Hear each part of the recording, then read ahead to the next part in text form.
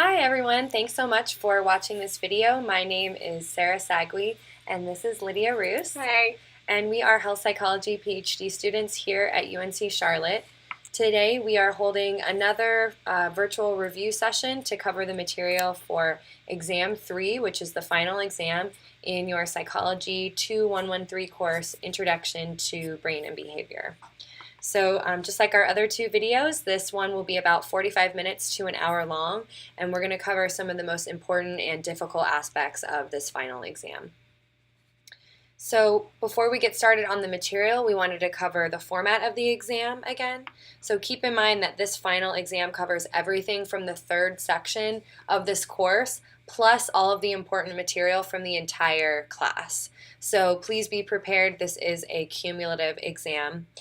We have discussed this exam format in our previous videos, but we just wanted to go over it again in case some students have maybe just started with this video. So the final exam is actually about 80 questions long, and it consists of true, false, multiple choice, and matching questions. So again, keep in mind that some questions may have several components to them and take a little bit longer than a typical question. Like a matching question might have 5 or 6 options that you need to match things to.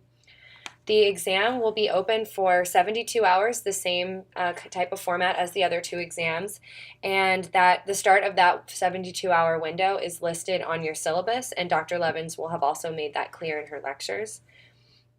During the 72-hour window, once you begin the exam, you're going to have an hour and 45 minutes to take the final. So this is different than the other exams, which are just an hour long, so you have an additional 45 minutes to take this. And keeping in mind the roughly 80 question length, this gives you a little over a minute for each question. So most students do finish on time and tend to do well. However, some students said that it is difficult to complete the exam if they're not really well prepared for it. So you're not going to have time to look through your notes or look through your study guide or the book while you're taking this exam. You really need to have prepared and kind of know this information before you start taking it. Just want to reiterate that an online exam does not make it easier than an in-person exam, and in some ways this exam is actually more difficult and because of the short time limit. So make sure that you are taking the exam at a time when you feel really rested and in a work-like environment. So don't take it at night in your bed, in your pajamas. Try to wake up, get dressed, do your normal morning routine, and then sit down at your desk to start taking the exam. So in this review session, we're going to be taking you through the study guide for Exam 3 that's posted on Moodle. It's in a PDF and it's posted in the final exam review materials section. So it's a condensed version of everything that you've learned during the last several chapters, plus all of the cumulative material. So we recommend having this study guide, again, just open in front of you while we go over it. That's what we're going to do, and then we're going to go over the following chapters. So we're going to go over Chapter 12, which covers the causes of emotions and motivated behavior, Chapter 13, which covers sleeping and dreaming, Chapter 14, which discusses learning and memory processes, Chapter 15, which reviews cognitive functions and how the brain thinks, and parts of Chapter 6, which cover psychopharmacology and the ways that drugs influence brain and behavior. So in addition to that, the cumulative material spans topics on neurophysiology, neuroanatomy, brain and behavior development, sensation and perception, movement, and hormones. So that'll all be included in the exam, and it's on the study guide, but we're not going to go over everything in this study review session. So we'll only be covering the material that you've learned since the last exam. So remember that you have all the detailed study guides for each exam, you have access to all of the lectures, plus you have our virtual review sessions from the last 2 exams. So just try to use a combination of all the course materials to study up for this exam because this is going to be comprehensive. Okay, so now we have the study guide up, so we recommend that you either follow along with the study guide at home or we'll have it up in front of the screen with us. And the first chapter in the study guide is Chapter 12, which covers the neuroanatomy of emotion and motivated behavior. So first off, make sure that you know the definitions for both emotion and motivation, and you can see them here on the study guide. and know the difference between these two constructs as well as how they influence each other. So in talking about emotion and motivation, I wanted to start briefly with emotions, and I'm going to scroll down here really quickly to talk about the three components of emotion first. So we're going to skip down here all the way right here. Okay, so the three components of an emotion include an autonomic response. So remember the two branches of the autonomic nervous system, the sympathetic and parasympathetic. And this autonomic response increases our heart rate and it mobilizes our energy for vigorous movement. The second component is our cognitions, which are our thoughts about what is happening, and these cause us to experience an emotion, and the cerebral cortex is really highly involved here. And then finally, subjective feelings, for example, fear, is the third component of emotion, and this involves the amygdala and parts of the frontal lobe. And then it's also important to note right here that emotions are beneficial for many reasons, but primarily they help us enhance the formation of memories, they help us make quick and moral judgments and decisions, and they also help us to avoid negative consequences. So that's just kind of an overview of emotions, and now I'm going to get into the neuroanatomy of emotional and motivated behavior, so scrolling back up to the top.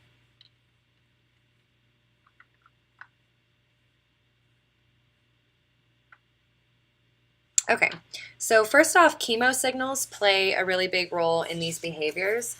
Chemo signals are chemical substances excreted by humans that elicit behaviors in other humans. So things that we're giving off that influence others around us.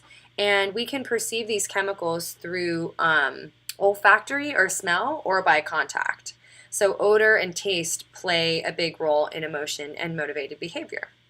So starting with the olfactory system, which is our smell system, here. Olfactory smell receptors project to the olfactory bulb in the brain, and they target the amygdala and the piriform cortex. So these receptors don't go through the thalamus, but there is a thalamic connection that projects to the orbital frontal cortex. And this is an area that plays a really big role in emotional, social, and eating behaviors. And then pheromones are also really important to understand. These are biochemicals that we release that act as chemo signals. And they are detected by the vomeronasal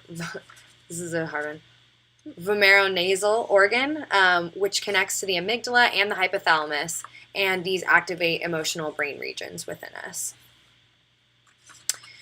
For the gustatory system, which is our taste system, we have taste receptors in our taste buds, which are located throughout our mouth. They are on and under our tongue, and they are on the roof, sides, and back of our mouth. And there are 5 different taste receptors seen here that respond to different chemical components in food, and these are located in different places throughout our mouth. Regarding the gustatory pathway to the brain, we have 3 cranial nerves that form the main gustatory nerve, and this is called the solitary tract. There's also a gustatory region in the insula that's dedicated to taste, and the primary somatosensory region is responsive to tastes and textures, and it's actually a mixture of smell and taste input that creates our perception of flavor, which is really interesting. Moving on to some of the primary brain regions involved in emotional processing. The limbic circuit has an organizing effect for our emotional and motivated behavior. So these parts of the brain interact with the hypothalamus to generate emotions and motivated behavior. And the limbic cortex encompasses the cingulate gyrus and the hippocampal formation, which includes the hippocampus and the parahippocampal cortex. So the hippocampus is a cortical structure that plays a role in species-specific behaviors, so things like memory and spatial navigation, and it is really vulnerable to the effects of psychological stress. And then the parahippocampal cortex is just adjacent to the hippocampus. So here is a detailed diagram that we can see here of the important brain regions involved in emotional behavior. So we didn't cover specifically the hypothalamus, but know that this area right here is involved in regulating our internal environment and maintaining homeostasis, but that it also influences behaviors selected by the limbic system. And then the amygdala, seen here, and I'll kind of scroll down so we can see that information, also plays a role in species-specific behaviors. So this area receives input from all of our sensory organs, which is really impressive, and it is multimodal, which means it responds to more than one sensory system. The amygdala is an important area of the brain because it also processes fear stimuli, which helps us learn about our environment, helps us make decisions, and the amygdala influences conscious awareness of the consequences of our actions by connecting to the prefrontal cortex, or the PFC. And the PFC is an area of the brain involved in decision making. So as you can imagine, it's not good to damage any part of the brain, but damage to the amygdala is harmful because it can decrease our fear response, and this can lead us to take riskier behavior. I'm going to skip down really quickly to the prefrontal cortex right now, and we'll come back to executive control. So the PFC, I mentioned that this area is involved in decision making, and it can be thought of kind of as the composer. So it selects the best actions for where you are currently in terms of time, place, and context. The PFC also receives information from all of our perceptual and motor areas, and damaging it can have extreme effects on a person's behavior, on their emotional experience and expression, and they can also lose the ability to plan and organize, or basically have a deficit in executive control processes. So that brings us back up here to executive control. This basically refers to processes like planning, organizing, decision-making, and it resides in the PFC and the frontal lobes. And so these are higher order cognitive control processes, and they include executing and planning actions to accomplish certain goals. So for example, when your goal is to have friends over and socialize, you need to take many small steps to plan for that party and reach that larger goal of having friends over. And so executive control processes are active here. And this also helps us with sequence formation, executive control processes do. So for example, we know that we have to buy supplies for the party and set them up before we have the guests arrive. So this is very relevant for motivated behavior. And then finally, I wanted to discuss the role of the external environment in the perception and expression of emotion. So our behavior actually exists because the neural circuits that produce these behaviors have been favored over time through natural selection. So a reinforcer is any event that strengthens the behavior that it follows. This is talking about operant conditioning, which we'll go into more depth about in the next section about learning and memory. So many of our complex behaviors have been learned, and this is facilitated by a brain that has been evolutionarily adapted to learn. And here are a couple of examples of complex behaviors, these two, that we have learned. So for the remainder of this chapter or section, just make sure that you know about the various emotional disorders, including depression and anxiety, and the types of regulatory and non-regulatory behavior and the brain regions involved in those behaviors. And then also make sure that you review and know the factors that cause us to eat and know why some people become obese while other people don't. Okay, so now getting to chapter 14, which is the next section, which covers learning and memory. Make sure that you know the definitions of both learning and memory, and of course how they are intertwined and how they influence each other. So to start for this section, I'm going to go over the two different types of learning, which obviously include memory as well, and those are classical conditioning and operant conditioning. So in classical conditioning, which is also called Pavlovian conditioning or respondent conditioning, animals or people learn to associate two stimuli and communicate that they have learned this association by giving the same response to both stimuli. So let me just repeat the overall sort of definition of classical conditioning again. It's when people learn to associate two stimuli and communicate that they have learned this association by giving the same response to both stimuli.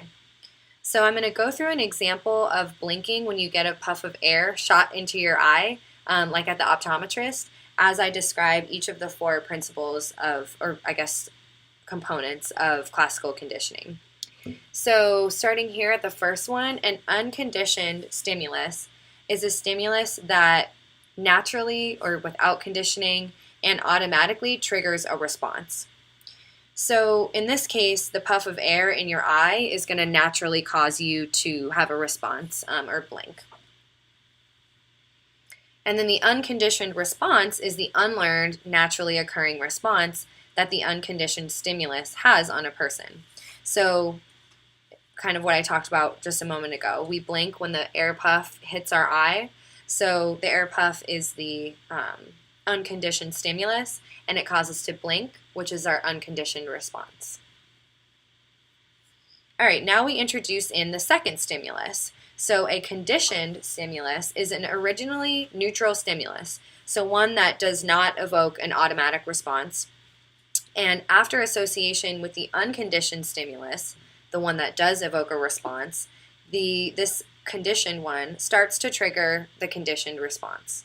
So that was a lot to process. But essentially with our example, in this case, it could be a neutral tone that a person listens to, and this tone wouldn't automatically make you blink your eye. You would probably just listen to it and hear it. So in this case, a neutral tone is the conditioned stimulus here. But then if the tone is paired with the puff of air in your eye over and over again, that person is going to start blinking simply when they just hear the tone. So that brings us to the conditioned response, which is a learned response to a previously neutral stimulus that has now been conditioned. So when a person hears that tone, they automatically blink because their brain is pairing the tone with the air puff automatically. And then the second type of conditioning that we touched on a little bit earlier is operant conditioning. This is also called instrumental conditioning. And this is a learning procedure where the consequences of a behavior make it more or less likely that the behavior will occur again. So if an animal presses a lever and it's given a piece of food, then they're going to be more likely to repeat that behavior and press the lever again. So this learning procedure basically uses positive and negative reinforcement to teach someone how to behave. Regarding learning and memory, it's also important to understand the different types and categories of memory. So there are 2 main types of memory, implicit and explicit memory. Implicit memories are considered unconscious memories. So these are things like knowledge, like how to perform a task or just having a skill, or things like a conditioned response or just recalling events spontaneously.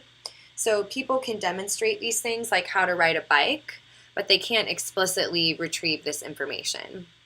On the other hand, explicit memories are considered conscious memories, and these are ones that people can retrieve when asked. So for example, a person can retrieve an item from their office, and then they can indicate that they know the item they went to go get was correct. And then there are 2 main categories of memory, declarative memory and procedural. So declarative memory is the ability to remember what you know and the details about what you know, so the time, the place, and the circumstances of those events. And this is often lost when a person suffers from amnesia, which we'll talk about in a moment. And then procedural memory is the ability to recall a movement sequence or how to perform an action or a behavior. So you can think of declarative memory kind of like remembering nouns, like people, places, and things. And procedural memory is like remembering a procedure or a process. And moving down right here, this is a really nice table to help you differentiate between the 2 categories of memory. And it lists terms that are associated with both. So this is a nice study tool.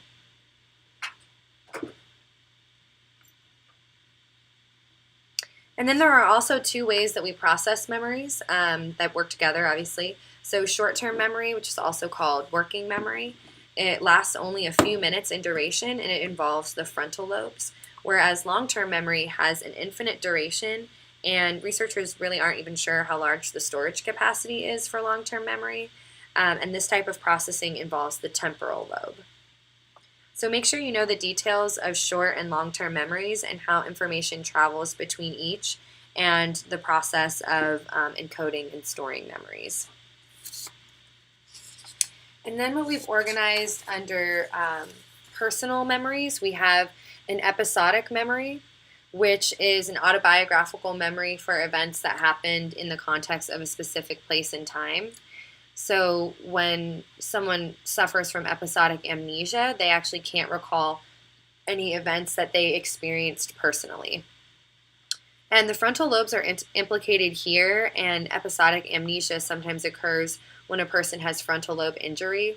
And this makes researchers think that the frontal lobes might allow us to mentally travel back in time through our past and access our old personal memories. And then talking about amnesia more broadly, amnesia is the partial or total loss of memory, with retrograde amnesia being the inability to remember events before the amnesia. So think retro, like retro clothing styles, are in the past, so they can't remember anything in the past from before the amnesia event. And then anterograde amnesia is the inability to remember events after the amnesia, so they can't form any new memories. The brain regions involved in learning and memory are discussed in your textbook starting on page 493. So make sure you review the neural circuit for emotional memories and know that learning and memory are not localized to one specific area. And then finally, I wanted to review neuroplasticity, which demonstrates basically that learning is adaptive, as well as the processes of long-term potentiation and long-term depression. So neuroplasticity is the nervous system's potential for change that enhances its adaptability. And at the neural level, memory is associated with changes that take place at the synapse. So we study synaptic changes to find the neural correlates of learning and memory. So taking us back to neuroanatomy and neurophysiology, which is fitting because this is a cumulative exam, we look at changes at the synaptic level by studying long-term potentiation and long-term depression. So long-term potentiation is the idea that strong electrical stimulation to the presynaptic neuron, which is the one that's sending the message, increases the amplitude of an excitatory postsynaptic potential, or EPSB, in the postsynaptic neuron. So that's the one that's receiving the message. So basically, it's a long-lasting increase in synaptic effectiveness after high-frequency stimulation. And this plays a role in associative learning, which is basically linking two or more unrelated stimuli that elicits a behavioral response. So long-term depression is essentially the opposite. It weakens the amplitude of an EPSB, and some researchers think it could be a mechanism for clearing out old memories.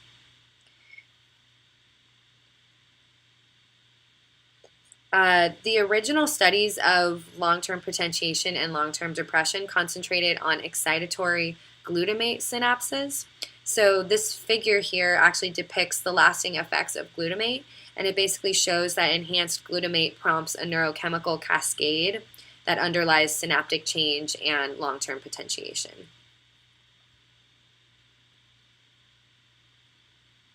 So there are a couple of other important points to note regarding plasticity. So an enriching environment is really important.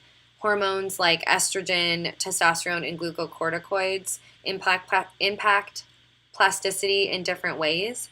And moving down here, drugs also impact plasticity through behavioral habituation or a decrease in sensitivity to a drug, and through behavioral sensitization, which is an increased response after numerous administrations of a drug.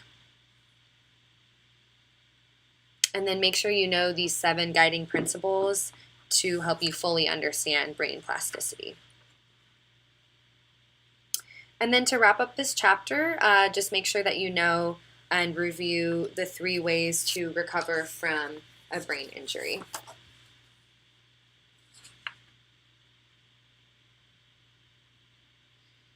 All right, so we have covered a lot of information already, and now we are moving on to Chapter 15, where we're going to review how the brain thinks and different cognitive functions. So in discussing the nature of thought, we can think about psychological constructs, which are ideas that result from a set of impressions, and the mind constructs these ideas as being real. So it's the idea that some mental ability exists as an entity, like the things that we've covered so far, so things like memory, language, and emotion. And it's difficult to pinpoint exactly where these constructs are in the brain. So psychologists use the word cognition to describe thought processes and how we come to basically know about the world. So cognition is an act or process of knowing or coming to know. There are several characteristics of human thought, and one is that human thought is verbal, while in other animals it tends to be nonverbal. So language becomes really important in giving humans an edge in thinking. Language gives our brain a way to categorize all the information that we come across. It gives us a way to organize our time. And importantly, it also has syntax, which is a set of rules about putting words and phrases together to create meaningful utterances or sentences. Okay, so getting more specific and talking about the brain regions that we think are involved in thinking or in thought processes, the primary sensory and motor cortical regions occupy about 1/3 of what's called the neocortex, and the other 2/3 is referred to as the association cortex. So the function of the association cortex is to produce cognition. So the association cortex receives higher order processing information than the primary cortices do. So this is higher level functioning. And then getting into the anatomy of the association cortex, the temporal association regions produce cognition related to seeing and hearing. The parietal cortex produces cognition related to touch and movement, while the frontal cortex has an important role because it coordinates information from the parietal and the temporal association regions with information that is coming in from subcortical regions. So as you can imagine, our knowledge about the world also comes in through multisensory channels. So we can see and hear a dog barking at the same time, and this visual and auditory information fits together perfectly. This is considered multisensory integration. But researchers have focused on what's called a binding problem. So this means that they wonder how the brain ties these sensory and motor events together, and how this works for you to just perceive one unified perception or behavior. One solution that was mentioned in your textbook is that regions of the association cortex are multimodal. And we've talked about this before, so it basically means that these neurons respond to information from more than one sensory modality or sensory system. So there are 3 main processes: spatial cognition, attention, and planning, that all use multimodal neurons in the association cortices. So spatial cognition refers to mental functions like the ability to navigate from one point to another or the representation of complex visual arrays. And then attention is the selective narrowing of awareness to a part of the environment or to only one class of stimuli. So it's essentially a process of focusing. And then planning refers to organizing behavior in a sequence to achieve a certain goal. This type of planning is the general function of the frontal lobes, especially the PFC. And these areas act like an orchestra conductor, and people with frontal lobe injuries have trouble organizing their behavior.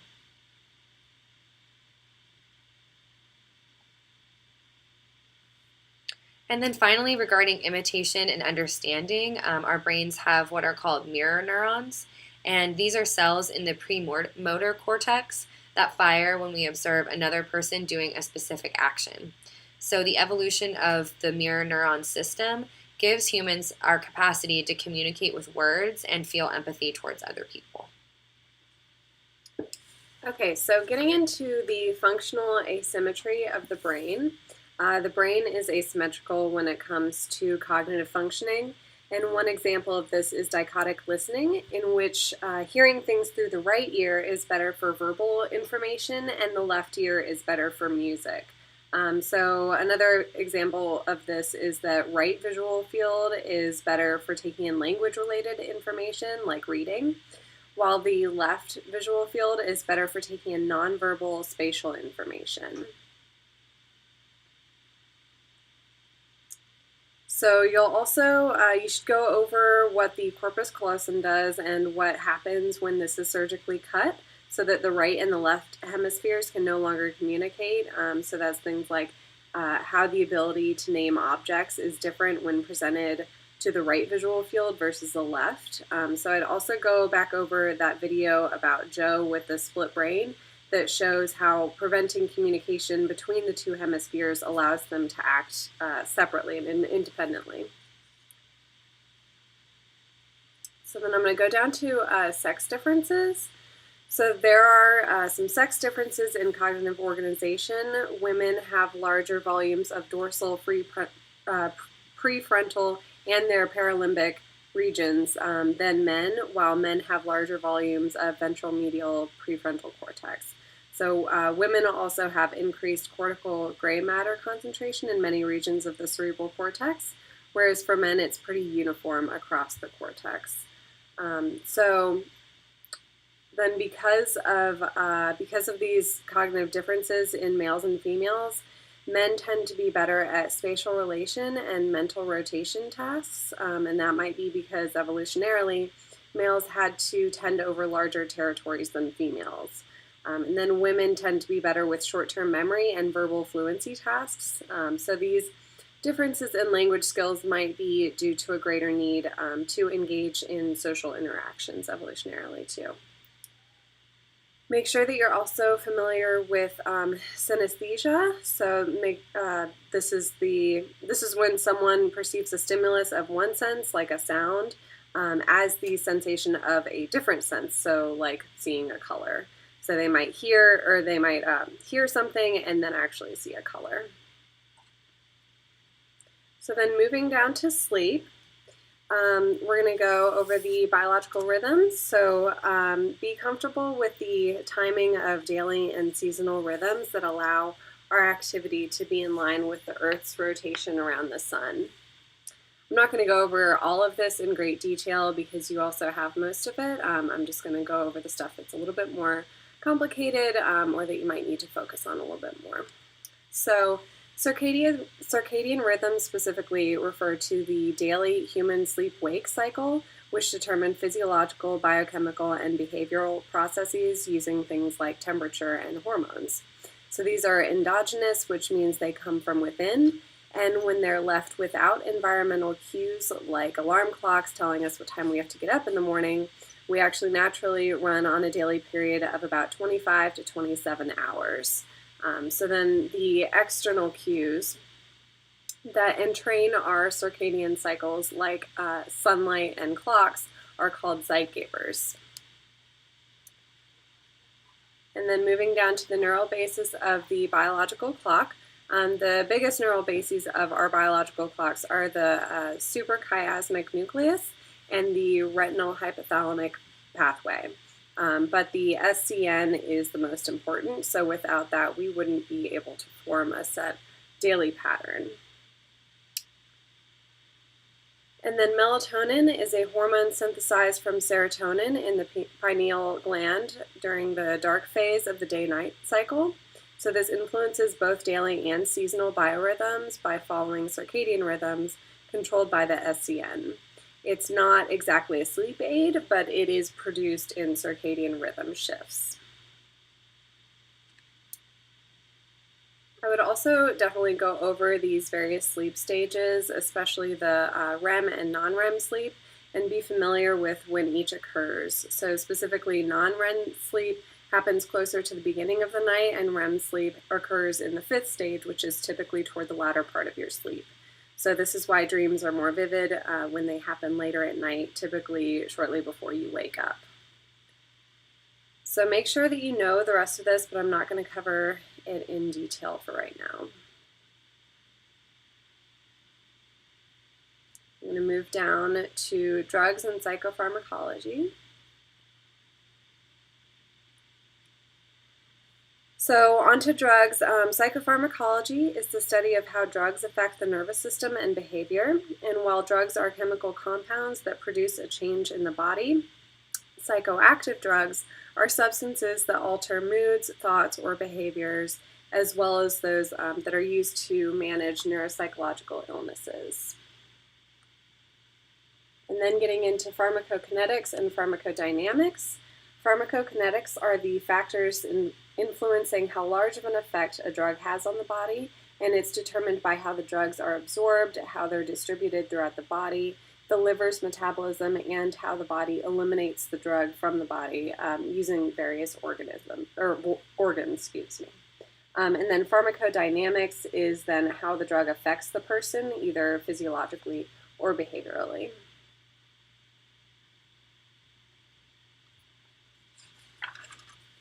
And then remember that a drug can either be an agonist, meaning it enhances or mimics the function of a synapse, or an antagonist, meaning that it blocks or decreases the function of a synapse.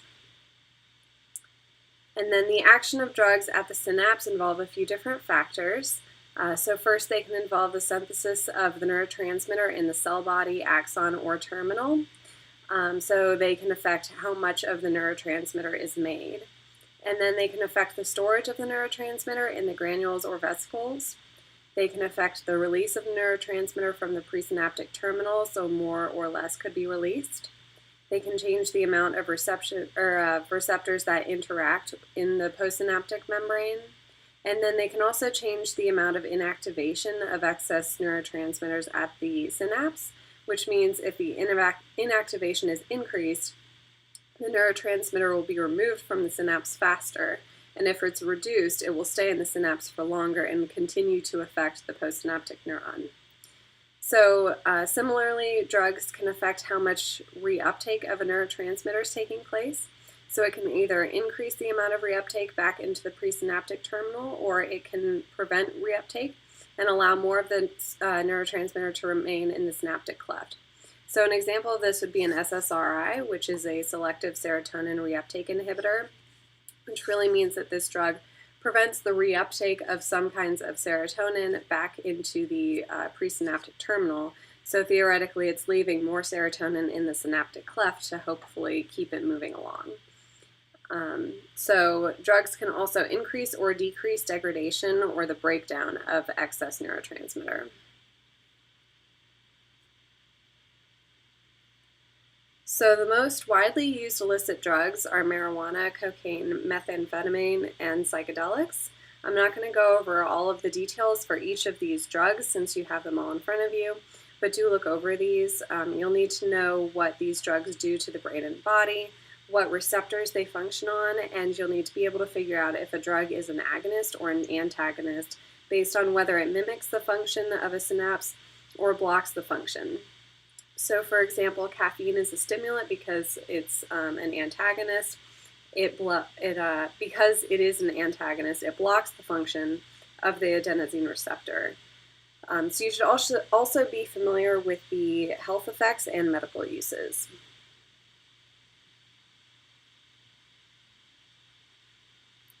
Let's scroll down here.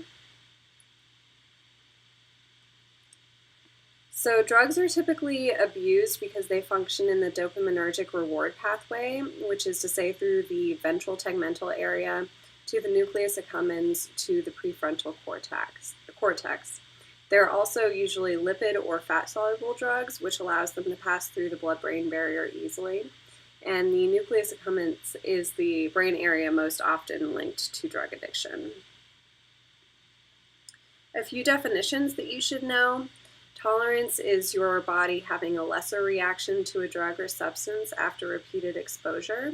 So remember that your body likes to stay in homeostasis, so it will attempt to adapt to changes to keep your body balanced, including changes that prevent large reactions to drugs. So even if those larger reactions are the goal, your body's going to try to keep you balanced as much as it can.